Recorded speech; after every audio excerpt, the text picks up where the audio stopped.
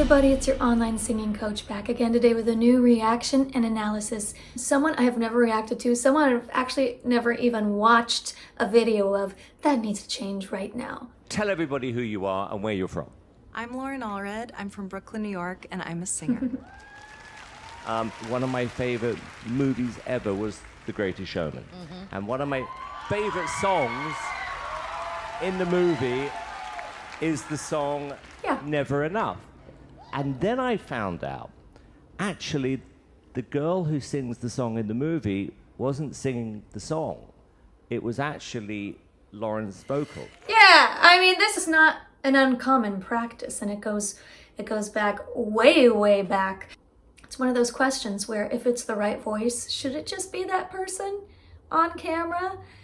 Or is it okay to have a face on camera with someone else's voice?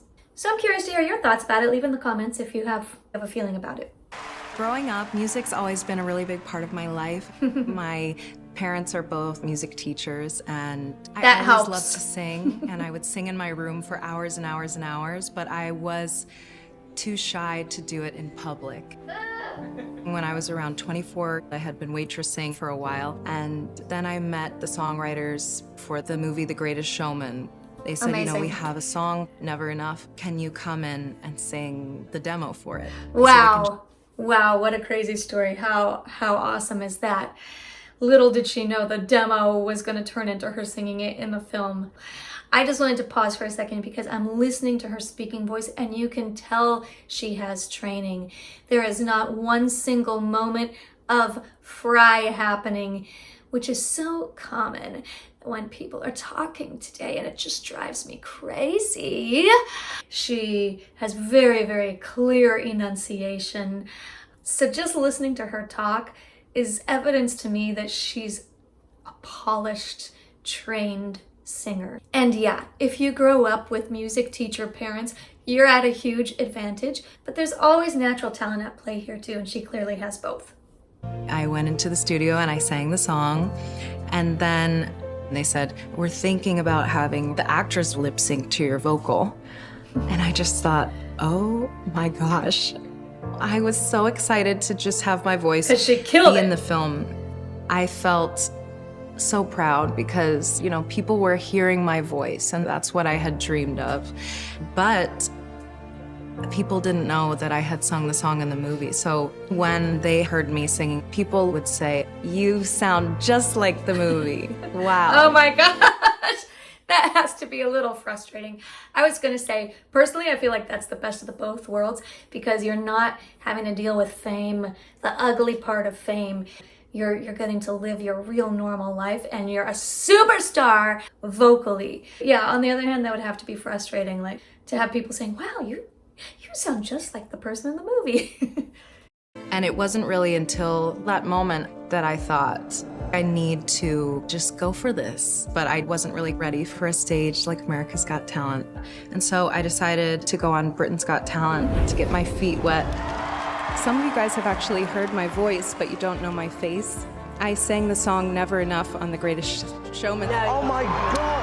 I went on that stage and I did the scariest thing for me. That's scary. I knew this moment could be make or break it for me. Live is so It just different felt than so recording. validating. It really was a dream come true. Loren Allred, you are not in the final three. I did not win, but I faced my fear. And I was really proud of that. That is huge. That is huge.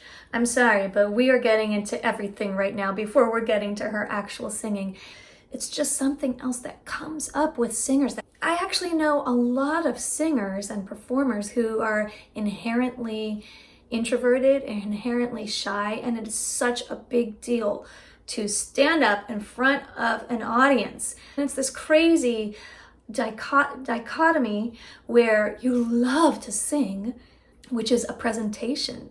Singing is a presentation, and you're averse or shy or prefer to be, you know, in a safe environment in terms of a spotlight on you. So I totally get it, and for her to get out there and do that is courageous. I really think you should sing Never Enough. Let's do something unbelievable, where everyone goes, oh my God, I've never heard that version before. Yeah. Like that This strategy. version of Never Enough is brand new. I think it's a step up. I'm going to be testing my vocal range. I'm 34 years old, and I just felt like if I don't give this one more shot and be fearless, then I might regret it. She said she's going to be testing her vocal range. I made that face there because if any one of you has tried to sing Never Enough, it's not an easy song. And the main reason is because there's a huge range, as it is. There's a huge range. Super low notes, some really high belting that happens. It's already a stretch for so many people. And so she said she's going to be stretching it even more. I'm here for that. I'm trying to hold my breath. Woo. Let it stay this way. Can't let this moment end. Ooh. Take my hand. Will you share this with me? Beautiful. 'Cause darling, without you, Oh, she's going to be on Broadway. Look at that. Stunning. all the shine of 1,000 spotlights, all the stars we steal from the night sky will never be. Oh, it's an ad. Hold on. Okay, let's go back just a touch. But while we are paused, I'll just say, man, that a cappella entrance, that's already a big move. That's a bold move because your voice is completely exposed there. Any little wobble and any little note that starts to stray a little bit flat or a little bit sharp, we'll hear every detail. But that a cappella moment for her was beautiful, and she looks composed, she looks calm, she looks in control. Her facial expressions, her body expressions are beautiful. Loving it so far. 'Cause darling, without you, all the shine of 1,000 spotlights, all the stars we steal from the night sky will never be enough. Never be enough for me. Never, never. Yes. Never, never, never for me, for me, never enough, It gives goosebumps. never enough, Sing. never enough for me, for me. Okay, hold it right there. There's so much to unpack. So stunning. I would just be a little bit peeing in my pants if I was in the audience and I didn't know that the original singer of this song was about to sing it live for us. Wow, so cool.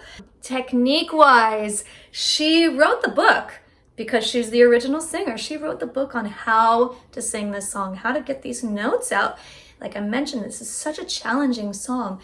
But she's giving us these little clues for how to hit these notes. Do you notice how she's singing "huh never"? "Huh never"! There's like that little "huh" sound at the beginning. It's an extra syllable. It is helping her lock in the placement of that solid mixed belt. Just listen to this "huh never." You'll see exactly what I'm talking about. Never be enough for me. And again right here.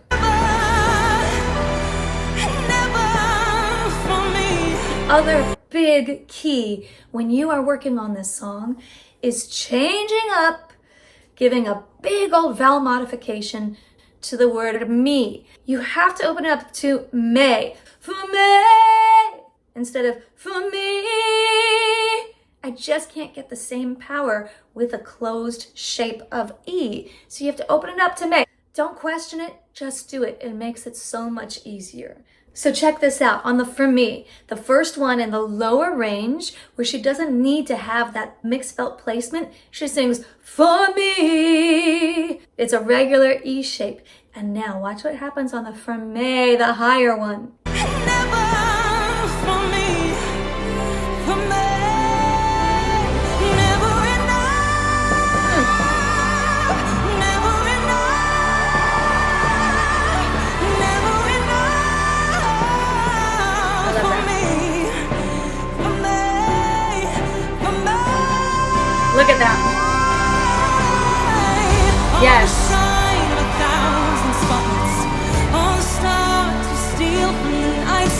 beautiful. Never be enough.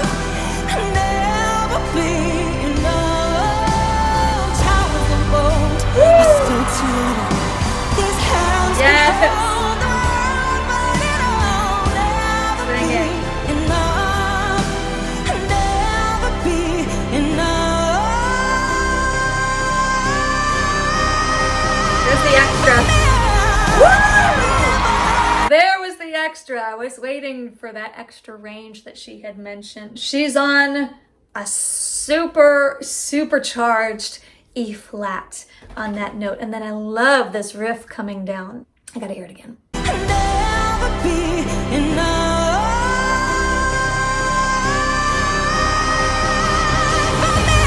Yes.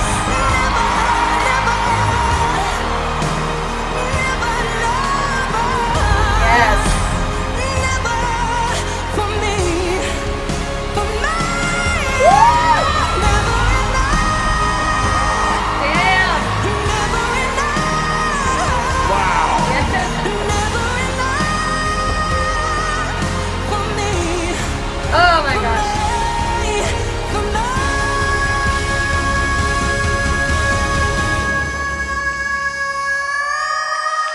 Look at her tongue. Gorgeous. Wow. So amazing.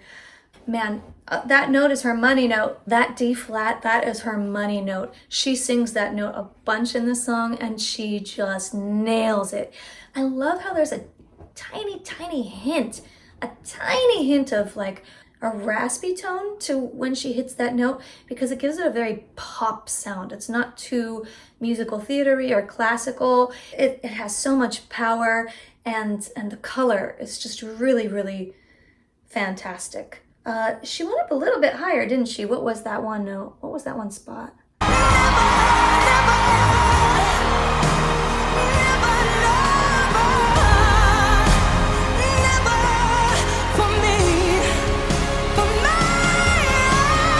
Yeah, she did go higher. She popped up to an F. There was that hint of that raspy quality to that F. Just, the color. I love the color. I gotta hear it one more time.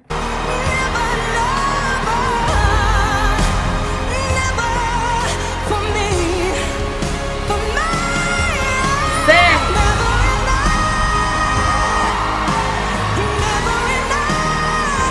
Wow. Yes.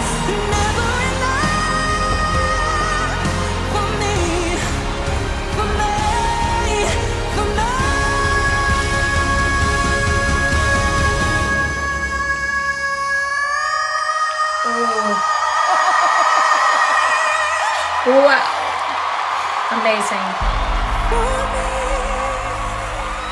And that beautiful white tone for that last note. The crowd is absolutely hyped with good reason. So many fun surprises in that one. Nice call, Simon, for not only having her sing the song that she is known for, but raising the stakes with some of those riffs, the key change, and some of those higher notes that she brought into the melody. That one long-held D flat, D flat, D flat, which I mentioned, that's her money note. And then that beautiful little slide up from the D flat to the E flat. And she just kept holding it. And like I said, it has this D flat to E flat. It has the perfect combination of good technique and just a powerful, emotional delivery.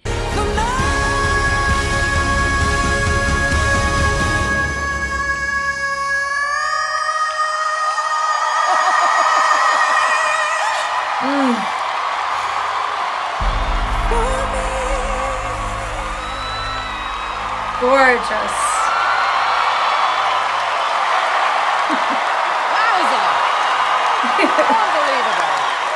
And to be able to just shred it to pieces like she did in front of an audience, to hear the applause, the excitement, everyone on their feet, what a moment that must have been for her. Mel.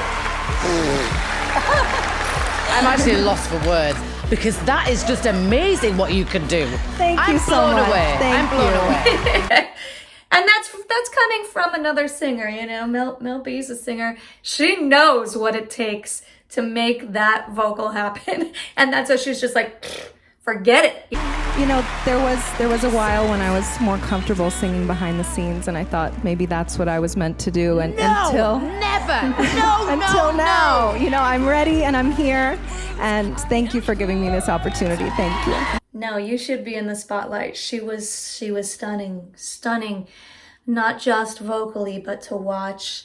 I think the only question is, where does she want to go? I feel like she just has to point. She just has to choose whether it's she wants to star in a Broadway show or she wants to have like a career as a recording artist. Does she want to do adult contemporary like David Foster kind of music?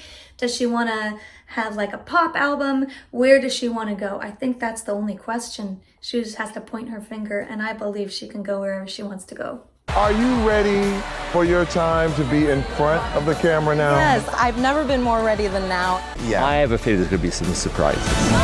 Oh, there always are some surprises. And before I started recording this, I had to look up America's Got Talent Fantasy League. First of all, I love the concept. Great idea. I hope they do this every year with some of the heavyweights from previous seasons. Chakra Khan, hello! But I'm getting away from the topic here, which is that I saw that she did not take home the prize. She did not win for this, but I feel like she's one of those singers where she just had to put it out there. She had to say, yes, this is me. Here I am. I can shred. I can wail. I'm an incredible singer.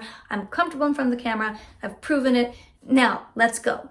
So Loren, I will be keeping my eye on you, and I'm so glad I finally got to watch her. And not only watch her, but watch this incredible performance, this new arrangement of the song with extra spice, extra sauce, extra glitter. It was just amazing.